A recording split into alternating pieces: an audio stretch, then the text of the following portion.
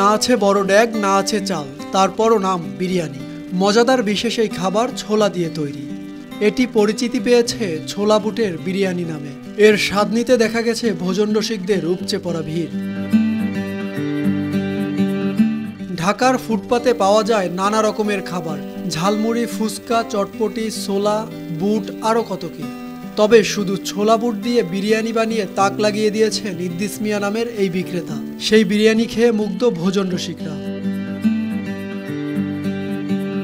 এমন ব্যতিক্রমী খাবার দেখা তো দূরের কথা, নামও শোনেননি অনেকেই। ফুটপাতে দাঁড়িয়ে বিক্রি করা ইদ্দিস মিয়ার বুট বিরিয়ানির বড় থালিতে ছোলার মধ্যে রয়েছে ডিম আর চিকেনের পিচ।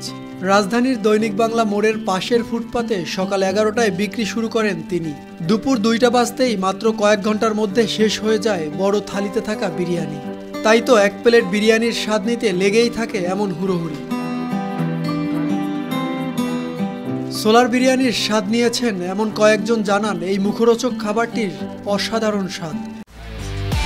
একমাত্র ওয়ালটন এসি দিচ্ছে 1 বছরের রিপ্লেসমেন্ট গ্যারান্টি এবং কম্প্রেসারের 10 বছরের গ্যারান্টি। এমন ব্যতিক্রমী খাবার এর আগে কোথাও খাইনি। ছোলাগুলো অনেক নরম, যা মুখে দিলেই গলে যায়। ছোলা সাধারণত যেমন থাকে, এই ছোলার বিরিয়ানি তেমন না, পুরোই অন্যরকম। টেস্টি আছে, কিন্তু বিগত মনে করেন 10 বছর আগ পর্যন্ত খাইতেছি।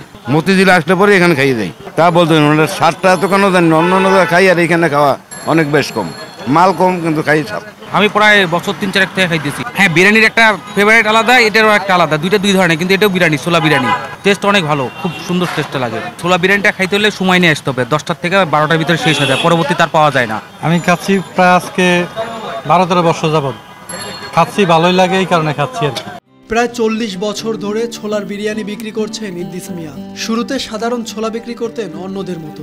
একটু ব্যতিক্রমী স্বাদ আনার জন্য ভিন্নভাবে চেষ্টা করেন তিনি। তার এই চেষ্টা বিফলে যায়নি, তৈরি করেন বিশেষ এই ছোলার বিরিয়ানি। এখানে বিক্রি করতে আসি মামা আজকে 40 বছর।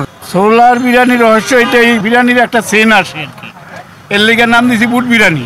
এটা আছে আদা রসুন আছে, আরো কিছু মশলা আছে, ওইটা আমার মামা ওইটা বলা যাবে না। বিরিয়ানি আস্তে আস্তে মানে বুটটা একটু ভালো বানাইতে মানে বিরিয়ানি হয়ে গেছে।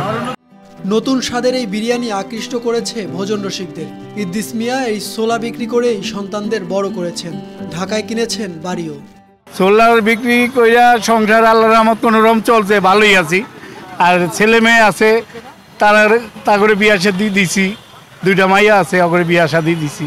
কেরানি কিন্তু আছে, মানে আমি 2 রুমের একটা বাড়ি আছে আমার।